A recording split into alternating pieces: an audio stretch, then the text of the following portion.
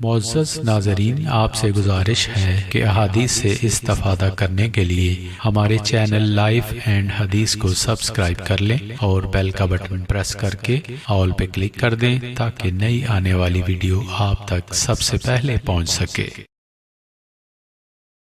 بسم اللہ الرحمن الرحیم۔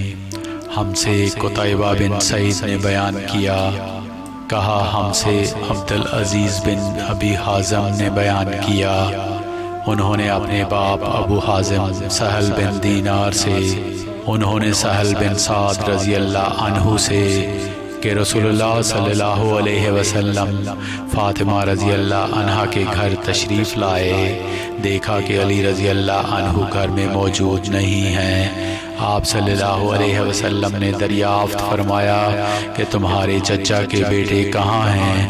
انہوں نے بتایا کہ میرے اور ان کے درمیان کچھ ناگواری پیش آ گئی اور وہ مجھ پر خفا ہو کر کہیں باہر چلے گئے ہیں اور میرے یہاں قیلولہ بھی نہیں کیا ہے۔ اس کے بعد رسول اللہ صلی اللہ علیہ وسلم نے ایک شخص سے کہا کہ علی رضی اللہ عنہ کو تلاش کرو کہ کہاں ہیں۔ وہ آئے اور بتایا کہ مسجد میں سوئے ہوئے ہیں۔ پھر نبی کریم صلی اللہ علیہ وسلم تشریف لائے۔ علی رضی اللہ عنہ لیٹے ہوئے تھے، چادر آپ کے پہلو سے گر گئی تھی اور جسم پر مٹی لگ گئی تھی۔ رسول اللہ صلی اللہ علیہ وسلم جسم سے دھول جھاڑ رہے تھے اور فرما رہے تھے، اٹھو ابو تراب اٹھو۔